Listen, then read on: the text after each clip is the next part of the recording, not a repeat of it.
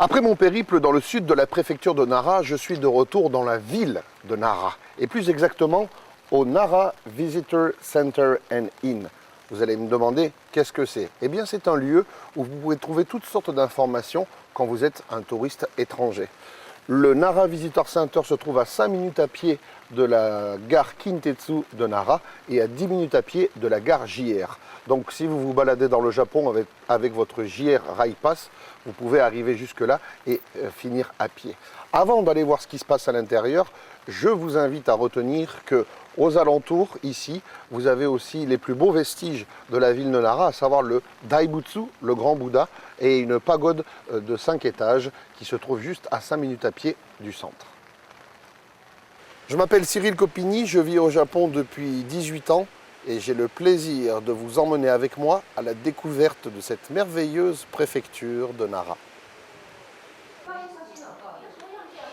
Voilà, donc à l'intérieur du Nara Visitor Center, vous pouvez mettre la main sur toute forme d'informations qui vont améliorer et rendre votre séjour agréable.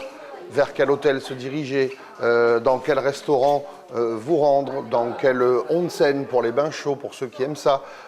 Toutes les informations dont vous aurez besoin pendant votre séjour dans la ville de Nara, dans la préfecture de Nara, et puis même en dehors de cette préfecture, si vous allez sur Osaka, Kyoto, en tout cas aux alentours, dans la région du Kansai, vous les trouverez ici.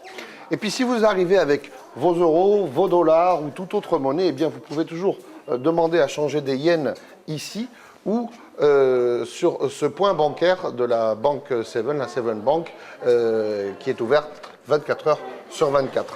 Si vous voulez en savoir plus aussi sur la culture japonaise, eh bien, vous avez un programme journalier. Le Nara Visitor Center vous invite tous les jours à des petits ateliers. Alors, il y en a pour tous les goûts. Ceux qui aiment la calligraphie, ceux qui veulent découvrir la cérémonie du thé, ceux qui veulent en connaître plus sur l'histoire de Nara, ceux qui veulent en savoir plus sur l'ikebana, l'arrangement floral. Et il y a même des petits cours de japonais pour débutants. Ce mois-ci, là, on est en novembre. Le prochain, ce sera le 26. Voilà, ça se passe ici, dans la salle principale du Nara Visitor Center and Inn. Alors, and Inn, ben, ça veut dire aussi hôtel, chambre. Les chambres seront ouvertes à partir du printemps, non pas du printemps, pardon, de l'automne 2016. Donc vous pourrez aussi venir, non pas seulement juste laisser vos bagages, mais carrément passer une nuit dans ce centre très sympathique où la plupart du staff parle anglais.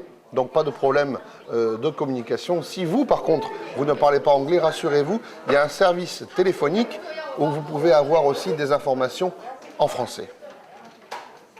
À présent, une petite cérémonie du thé très très simple. Hai, onegaishimasu.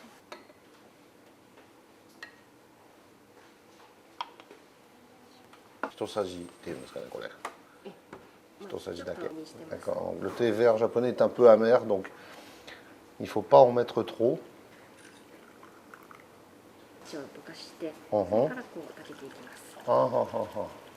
Donc d'abord, il faut faire fondre le thé vert lentement et après on remue pour faire de la mousse.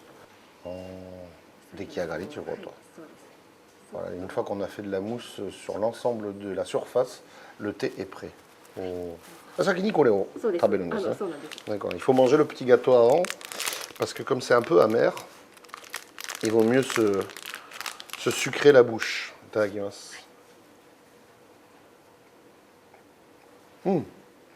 Gâteau sec.